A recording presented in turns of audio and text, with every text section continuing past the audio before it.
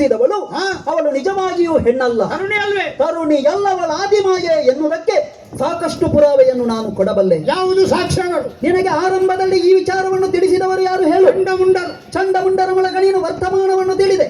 ಆದರೆ ಚಂಡಮುಂಡರಲ್ಲೊಂದು ಮಾತನ್ನವಳಾಡಿದಳಂತೆ, ಶುಂಭನಾಗಲಿ ಶಂಭುವಾಗಲಿ ನನ್ನನ್ನು ಮದುವೆ ಆಗಬೇಕು ಅಂತ ಇದ್ರೆ ಅಂಬನೆಸೆದು ಎನ್ನನ್ನು ಜಯಿಸಬೇಕು. ಅವಳ ದರ್ಪವನ್ನು ಬಗೆಹರಿಸುವವರಾಗಬೇಕು.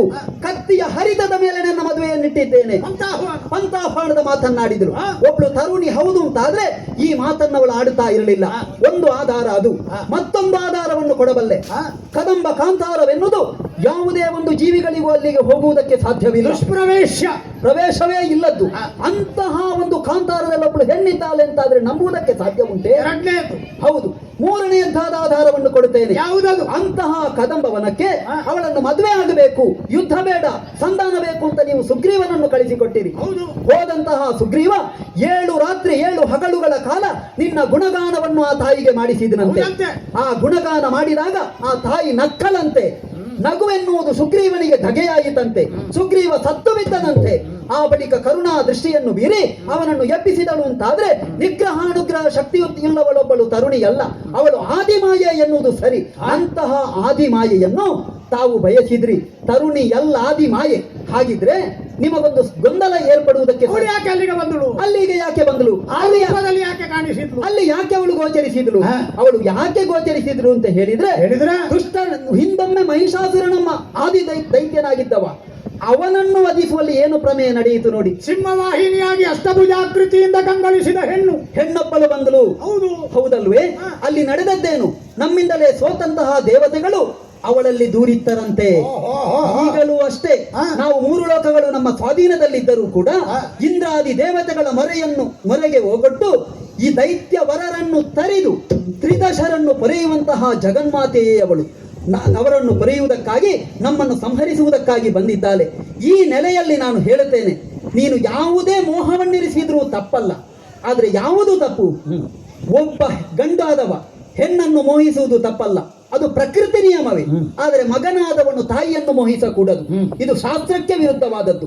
ವೇದಾಂಗವನ್ನು ಅರ್ಥವಿಸಿಕೊಂಡಂತಹ ನಿನ್ನಲ್ಲಿ ಹೇಳ್ತೇನೆ, ಸರ್ವೇಶ್ವರಿಯಲ್ಲಿ ಮೋಹವನ್ನು ಬೀರುವುದು ಇದು ಸರಿಯೇ? ತರುಣಿಯಲ್ಲ ಆದಿಮಾಯೆ, ಅವಳ ಹಾದಿಯೇ ಮಾಯೆ. ಹೀಗೆ ನೀನು ಇಲ್ಲಿಂದಲೇ ತರ್ಕಬದ್ಧವಾಗಿ ವ್ಯಾಖ್ಯಾನಿಸ್ತೀನಿ.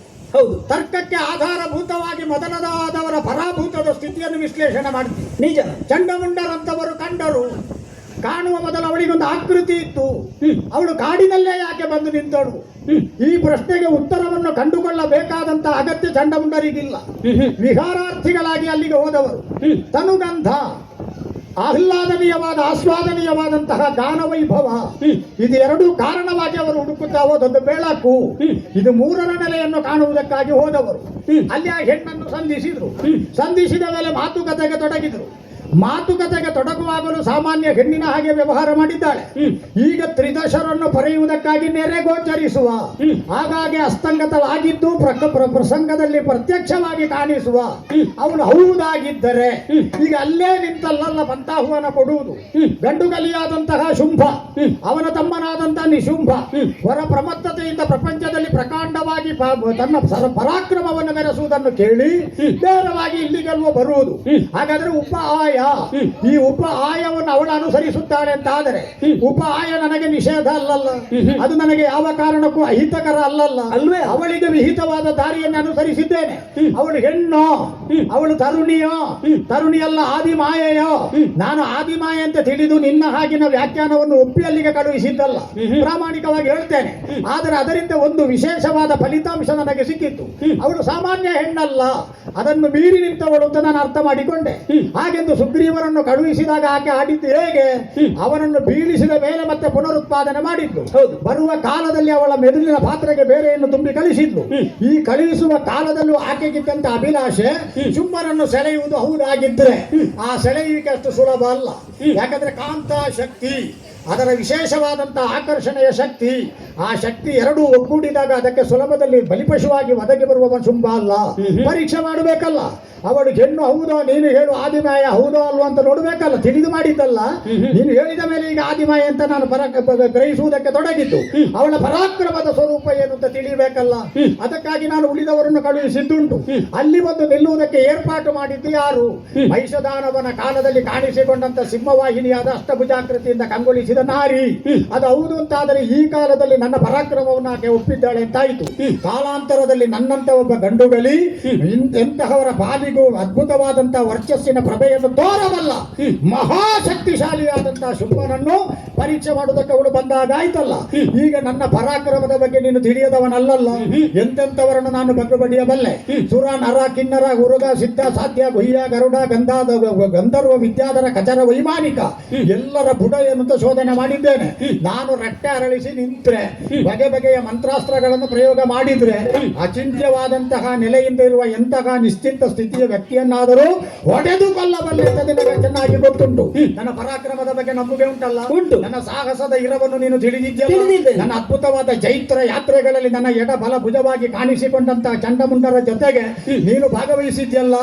ಈಗ ಹೇಳು ರಕ್ತ ಬೀಜ, ನನ್ನ ಪರಾಕ್ರಮವನ್ನು ಪರಿಪೂರ್ಣವಾಗಿ ವಿನಿಯೋಗ ಮಾಡಿದ್ರೆ ನಾನು ಗೆಲ್ಲಲಾರನೆ. ಈಗ ಹೋದವರೆಲ್ಲ ಹೋಗಿದ್ದಾರಲ್ಲ, ಆ ಪರಾಕ್ರಮವನ್ನೆಲ್ಲ ಒಗ್ಗೂಡಿಸಿ ಸಿದ್ಧ ಮಾಡಿದ ಎರಕದ ಸ್ವರೂಪ ನಾನು. ನನ್ನನ್ನು ಮೀರಿದವ ಮತ್ತೊಬ್ಬ ಇಲ್ಲಲ್ಲ.